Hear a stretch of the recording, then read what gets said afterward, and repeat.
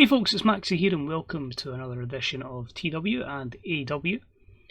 We're on the road to Starfest now. This episode will have this week's episode and it will have the following week, which of course will be the go home show for our match pay-per-view. I'm hoping it sets us up well for that pay-per-view. It sets us up well for what's to come in April, and then of course Double or Nothing in May. So without further ado, as always, if you want to get social, you know what to do, and if you want to purchase the game or try the demo, then please use the links in the description below. But for now, it's time for some more Wednesday Night Dynamite. So this week we don't actually have any pre-show matches, but we do have 17 segments on the show, and at Villa Park in Illinois, not in Birmingham, we have an extremely short match that saw MJF defeat Brandon Cutler in 4:35 with a Swanton Bomb to start the show. A 53 rated matchup here, really just to make Maxwell Jacob Friedman look good and just give him an easy victory. Because after it, he cuts a promo on John Moxley and says, "Moxley, if you even touch me, I'm going to sue you. So if you want to get your hands on me, yeah, you can go through Wardlow, but you ain't going to be facing me tonight. You ain't going to be facing me at Starfest. You just ain't going to get your hands on me, and there is nothing you can do about it." So an 80 promo from MJF on that. Opening contest was some 8-woman action, and it was about that had a decent reaction from the crowd, but terrible wrestling as Deonna Purrazzo, Chris Statlander, Hikaru Shida and Riho defeated the team of Nyla Rose, Indy Hartwell, Killer Kelly and Shayna Baszler in 6:50 when Riho pinned Killer Kelly with a jumping knee attack. So a 51, a good bit of exposure for all of them. Yes, it does give Shayna Baszler a defeat, but in this kind of instance you can kind of look at it as her kind of carrying that team against 4 very over baby faces. In terms of the ring performance, great from Baszler, good from Riho, and the rest maybe could do with a bit more momentum and overness, so that's probably a fault on my behalf. After the matchup though, Shayna Baszler's she's decided to walk out on her partner. She's walking up the ramp. Who beats her down? But both champion Nikki Storm and Heidi Lovelace, just 2 ladies that want retribution on her. And that is a 58 rated segment with a performance of Nikki Storm coming across as good. We then have a hype package for a soon to debut wrestler to AEW, and it is from NXT UK Eli Dragunov. So that's a 12 rated segment, not really over in this mod in the US, but there's big plans for him, and this is just the start of something very great. So 12 rated segment for that. We then had a matchup that had good heat and decent wrestling, as we had Cody defeat Ricky Starks in 15:26 with a beautiful disaster. A 72, this was for a number of reasons. Cody gets a win, Cody gets momentum. But I had it booked as an open match, so there's exposure for Ricky Starks as well as we continue to get him. So it's a case of for Ricky Starks looking good in defeat and hopefully getting over. So Cody picks up the win. After the matchup though, he gets beaten down by 2 members of the Dark Order in Stu Grayson and Evil Uno. So that's a 66 for the beatdown from the Dark Order. Moving on. Heidi Lovelace was in action. She took on Bea Priestley and she wins in 6:48 with a Heidi Ho, a 33. So a long way to go, still trying to get Heidi over. Both ladies still need to gain some attributes to get the crowd to take to them, but it's all part of the process. And Heidi picks up the win in this exchange. We then have a promo from Matt Hardy. It's only a 34, Matt's really struggling, but that's the kind of look he's got right now. It's just like something's not right with Matt Hardy. It feels like something's going to change. He's been losing, he's been getting put through tables, he's hurting. There could be something about to go down with Matt, but what potentially could that be? We then had a matchup set up from last week, of course, the beatdown from the Titans on both Proud and Powerful and Les Sex Gods. And it was about the great heat and good wrestling as the Titans defeated Proud and Powerful in 13:44 when Brian Cage pinned Santana with Machine Termination. So 73 here. We're just making the Titans look as strong as possible, and it's shown that, well, Proud and Powerful are a very solid outfit. They just are a wee bit behind Le Champion Chris Jericho and Sammy Guevara. After the matchup, Jericho and Guevara cut a promo saying, right, okay, you've beat our friends, but trust me, the inner circle's stronger than ever. We will ensure these belts stay around our waists and there's nothing you can do about it. So an 82 promo from Jericho and Guevara. We then have Claudio Castingoli down at ringside to do colour commentary for the upcoming match. That's a 73. It was about that had good heat and decent wrestling. Tyler Bate defeats Frankie Kazarian in 9:33 with a Tyler Driver 97. A disappointing 58 with Tyler being off his game. I think they make us steal the show. Yep, so it didn't really do the job, but he gets on over Kazarian. I kind of wish it'd done a wee bit better, but it's basically just giving Tyler some momentum going into his TNT Championship match, what I can confirm will be at Starrcade. Or Starfest. I didn't say Starrcade. Sorry, WWE. Then I have a promo. John Moxley just saying to MJF, I don't care how much money it costs or what the consequences may be. You cost me the AEW World Championship, so I'm coming after you, and I'll get my hands on you no matter what. So it was a strong promo on 87. I knew Moxley would give me my highest promo, so it's up to us to get a very good match to join it. And the main event was also a 78, so we might game pop in a few places. It was about that had fantastic heat and good wrestling, as we had the team of Miro and John Moxley defeat Hangman Page and Wardlow in 14:46 when Miro pinned Wardlow with a Bullplex. I just felt like a submission defeat for Wardlow wouldn't be great here. Moxley's obviously head and shoulders and work rate. Wardlow was a weak link, so I was hoping he'd get a bit more over, and I think the fact that him and Hangman didn't click probably cost them even more for maybe being in the 50s in terms of performance. Good to know that there's great chemistry between Miro and Moxley though, so that's something I can look at in the future. So obviously Miro's going to face Hangman, as I say, at Starfest, so it's going to be really interesting to see what we can do with Wardlow, MJF and Moxley going forward. But that's a 78. And we end the show with just a 49 rated segment, but it was the Butcher, the Blade, Shawn Spears and Hangman all beating down Miro, and the Hangman posse stands tall at the end of the show. I swear I took Tully Blanchard off managing the Butcher. Apparently I didn't. But anyway, a 49 rated segment, and yeah, the heels stand tall there. Whilst John Moxley spots MJF, he chases MJF. MJF manages to find a place to hide, and yeah, Moxley just decides to drive away, try and find him. He thinks he's drove off, and MJF kind of goes looking for Wardlow to get the hell out of Villa Park, Illinois. So a 79 for that. Moxley can get his hands on MJF, and we finish our show 79. Pop increase in 22 regions. It's a problem when you've got Hangman's group, a lot of the guys aren't over, but I'm hoping, as I say, that alliance with Hangman can certainly help the likes of the Butcher, the Blade and Shawn Spears to an extent as well. But it's just giving him a wee bit of backup. We do have a lot of factions in AEW. I'd also like to confirm as well there was a temptation to sign Stephanie to AEW, but I just felt like that would just throw any realism out the window. So whilst it's not realism at any point, that would just be take the piss, I thought, so I decided to leave it in that instance. Apart from that, Santana's a natural talker, says Jacob Fatu, already turning into a locker room leader, and a 2.70 on our rating. So I'm hoping once we eventually get to big that'll jump up a little bit, but pretty happy with it.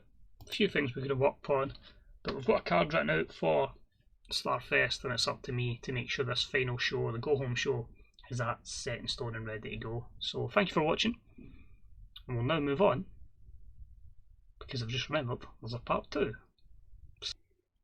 On to the second show, which is our go home show on the road to Starfest. Highland Heights, Kentucky in the Mid-Atlantic region is our destination, and just under 8,500 fans. We actually get a pretty disappointing promo from Moxley. He's usually the safe bet to get like an 87 and 88. But an 80 promo here, just saying he wants his hands on MJF. He's going to just basically make MJF's life a misery until he gets that opportunity. That was just an 80. MJF though, he comes out and says, don't give a damn mate. You ain't getting your hands on me. But hey, Big Wardlow will give you a fight. The Ward Dog will give you a fight at Starfest. And maybe, just maybe one day, you might get lucky, but the big man is going to take you out and you will never get your match you want with me. So a 76 promo for MJF, making that match technically official. Then had some tag team action. It was a decent matchup that saw Claudio Castingoli and Tyler Bate defeat the Hybrid 2 in 9:44 when Tyler Bate pinned Jack Evans with a Tyler Driver 97. This was a 65 rated matchup. Everyone quite level in terms of performance, just Angelico that struggled a little bit. But after the matchup we have Claudio Castagnoli and Tyler Bate shake hands as they prepare to do battle for the TNT Championship this Saturday at Starfest. Then a matchup that was superb, and we had Sammy Guevara defeating even Brian Cage in 14:23 with a 6:30, following a distraction from Chris Jericho. This is a pretty strong 71. Maybe you could say an upset victory for Sammy over someone who's been building really strongly, but it just shows that Le Champion is as vital as ever on the sidelines. This leads to a massive brawl between the Sex Gods and the Titans. The Lucha Brothers end up getting involved, and then also Santana and Ortiz, Proud and Powerful. This is basically to confirm that at Starfest we are going to have a fatal 4-way match for the Tag Team Championships between the Sex Gods, the Titans, the Lucha Brothers, and Proud and Powerful. Moving along, we had some 8-man tag action, and it was the team of Cody Rhodes alongside Jurassic Express taking on the Dark Order, and it saw Darby Allin, Brody Lee, Stu Grayson and Evil Uno pick up the win in 17:50 when Brody Lee pinned Marco Stunt with a running big boot. Overall it was a 68. Continues this little feud we've had going on between Brody, Darby Allin and Cody. Best performances of course Darby Allin and Cody. Not too bad though from Brody Lee with a 68. A lot of the rest of them are work in progresses, but 68's not too bad, and Darby Allin looks $1 million in that. And Brody Lee debuted a new spot, get great heel heat, and that is going to help his psychology. Absolutely brilliant. Love to see it. After that, Darby Allin tries to beat down Cody Rhodes, but he ends up getting put through a table. So you know what Darby's like? Sacrificing his body for everything, and in this instance he gets a 79 rated segment and put through a table for his trouble. Moving along, we have a promo from Matt Hardy, and you can just tell he's not really let it right. He's kind of saying that you don't know how hard it is to be Matt Hardy. Just it seems like he's going through some sort of transformation that we may see in the upcoming weeks in All Elite Wrestling, although a 43 rated segment is not ideal. We then had Ashley Lane come out from the Blonderage, and she says she's going to destroy Chris Statlander at Starfest. She's going to show that the Blonderage are around and they are going to take over the AEW Women's Division. And that was a 63 rated promo. Then of the matchup, I had good heat and decent wrestling. And we had Nikki Storm defeat Brandy in 7:15 with a perfect storm. This was 64. Brandy getting a lot of static from a vocal crowd that were impressed. May as well use it as heel heat. I know it's because of her attributes in the game, but because of what she's done with Kazarian, I think you've absolutely got to treat that as heel heat. So a 64, Nikki carries out a good matchup. And in the end, Nikki and then Shayna Baszler and Heidi Lovelace will end up a brawl basically. So you've got Nikki, Brandy tries to beat her down, Shayna jumps in for the 2-on-1, and then Heidi basically tries to save the day. So a 4-way brawl. I'm feeling here we're going to book a tag match, Shayna and Brandy versus Heidi and Nikki. It's going to be pretty obvious the way we're going to go with it. We need to get that overness off of Brandy. She's obviously over because of who she is, but we've got to utilise that to our active workers going forward. The 56 is still respectable, but yeah, that is what it is. We then had a match showcasing the War Dog, as MJF calls him, Big Wardlow, and it was about that. Had a decent reaction from the crowd, but subpar wrestling, and Wardlow defeats Colt Cabana in 7:58 with Splash Mountain. 49, good victory for the War Dog. Momentum going in to the pay-per-view. Cabana's then getting beaten down by Wardlow and MJF before Jon Moxley chases them both off, not getting his hands on MJF unfortunately, in a 71 rated segment here. So the performance of Moxley was fantastic. Colt Cabana didn't come out of it looking good, but yeah, it just continues this little feud between Wardlow, MJF and Jon Moxley. Promo from Hangman Page, our best promo of the night, as he is hyping up his championship match with Miro. And he just says, you think you could just come in here and be handed opportunities? Well, not on my watch. You know what I mean? I had to fight and claw or whatever. Proper just heel promo regarding that, with just a wee false truths in there. And I've done it all on my own, despite the fact he's had some friends help him. Which sets up for the main event. Could see as well a bit of a pop loss, but I feel like it was an opportunity to give the Butcher and the Blade some more exposure. And it was a good matchup, as Miro and the Young Bucks defeated Hangman Page and the Butcher and the Blade in 14:08 when Miro pinned the Blade with a bullplex. So the Butcher was a weak link, a 75 overall. Hangman off his game. It's good that Hangman off his game gets an 82. Nick and Matt with good performances. Miro a 67 is a bit average. I was kind of hoping for a bit more from Miro, and a 46 and a 34 for the Butcher and the Blade. So yeah, they're not over, but maybe their skills are not quite where we need them, and we should maybe get some better workers in there. But we'll go ahead with them just now. We'll see what we can do with them. We'll persevere. But overall, we're still getting pop in 19 regions. We won't be getting pop in the US, and Marco's stunt was used too much. But it's a very level show. A lot of like 80 rated segments, or just under 80. So overall, I'm happy with it. But as I say, we are effectively trying to just build new stars, so we don't have to always rely on Hangman, Cody, Moxley. If we can get 8-9 wrestlers into that kind of bracket, then perfect going forward. We can always rotate our main event scene and keep it fresh. So we had more fans than NXT, we had more fans than Ring of Honor. I actually checked as well. The only thing that opposes this is Premier League football. That's the only thing in this mod, so we don't need to worry about the NFL or anything in this. That's never been added. We'll look at Noam Dar. It's just the fact I've got so many wrestlers in already. This would just be like adding to the 9 million lists, but it's a good worker. I'm gonna go on then. 3-year deal, 10,000, that's exclusive written, please.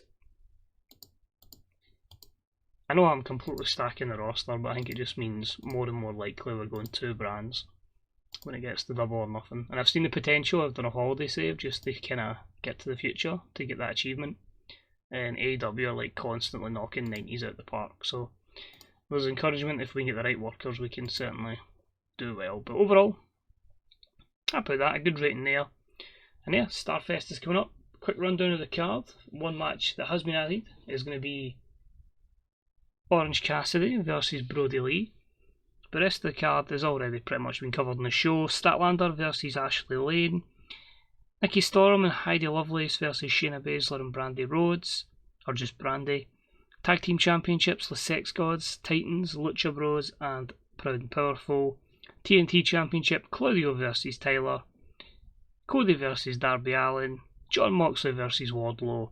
And Hangman Page versus Miro. And of course, that 40 figure gets revealed as well, with 2 big special announcements. I have my card pretty much ready for the April pay-per-view. I don't have a name for it yet, so April is pretty much fully booked out, and I have 3 matches set in stone for